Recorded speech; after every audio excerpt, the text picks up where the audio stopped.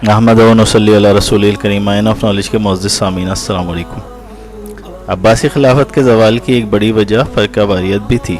सिया सुन्नी और सुन्नी सुन्नी इख्तलाफात और नाइत्तेफ़ाक़ी ने मुसलमानों को कमज़ोर कर दिया था।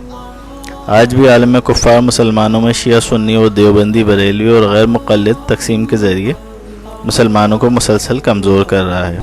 इस सिलसिले में पूरी दुनिया में फंडिंग की जाती है।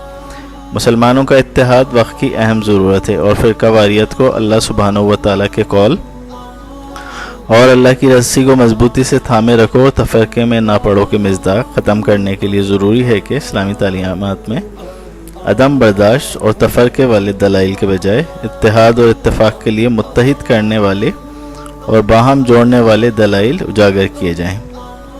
मुस्तनद हवालों के साथ ये काम किया जाए। हम अपनी वीडियो में सियासत्ता से माख़ूज़ सही बुखारी की जिल्द अव्वल बाब 447 का हवाला पेश करेंगे, जिसके मुताबिक बाग़ी, बिदअती और बद मज़हब के पीछे भी नमाज जायज़ है।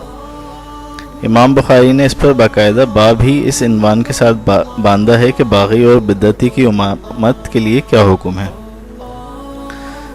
हसन बसरी रज़ियल्लाहु ताला अन्हु से रिवायत की है कि आप कहते हैं बिदअती के पीछे नमाज पढ़ लो, बिदअत को गुनाह उस पर है।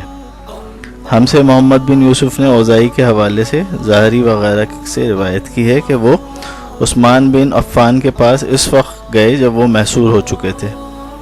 उनसे कहा, आप मुसलमानों के इमाम हैं और जो कुछ आपके साथ हो रहा है वो आप देख रहे हैं। याद रहे ये वक्त था जब बलवाइयों ने आपका घर जो है वो घेरे में ले लिया था और आपको शहीद करने के दर पे थे।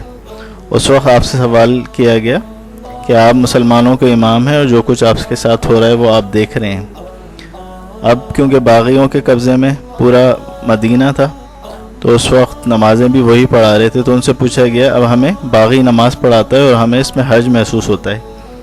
हज़रत उस्मान रज़ियल्लाहु ताला अन्हु ने फरमाया, नमाज आदमी के बेहतरीन कामों में से एक है। जब लोग अच्छा काम करें तो तुम भी करो और जब वो बुरा काम करें तो तुम बुराई से अलग रहो। यानी कि बाग़ी अगर बगावत कर रहे हैं तो बगावत में उनके साथ शरीक ना हुआ जाए क्योंकि वो बुरा काम है, लेकिन वो नमाज़ पढ़ रहे हैं तो उस नमाज में उनके साथ शरीक हुआ जा सकता है। यह हज़रत उस्मान रज़ियल्लाहु ताला अन्हु का कौल था। और सहाबा क्योंकि सितारों की मानिंद है और उनकी पैरवी हमें जन्नत में ले जा सकती है, लिहाजा हम पे वाजिब है कि उनकी पैरवी करते हुए उनके कौल पे अमल करें। आगे मसला है कि जी हिजड़े की नमाज, हिजड़े के पीछे नमाज हो जाती है या नहीं, तो इसी हदीस में आगे बयान किए गए ज़ुबैदी के मुताबिक ज़हरी का कौल है कि हम हिजड़े के पीछे नमाज जायज़ नहीं समझते थे, अलबत्ता बाअमर मजबूरी, यानी कोई मजबूरी अगर होती थी तो हिजड़े के पीछे भी नमाज पढ़ी जा सकती है, लेकिन आम तौर पे हिजड़े के पीछे नमाज पढ़ना जायज़ नहीं समझा जाता था। वल्लाहु व रसूलुहु आलम। सामीन कराम, अगर हमारी वीडियो पसंद आई हो तो हमारे चैनल को सब्सक्राइब कर लीजिए और बेल आइकन को क्लिक कर लीजिए। जज़ाकल्लाह।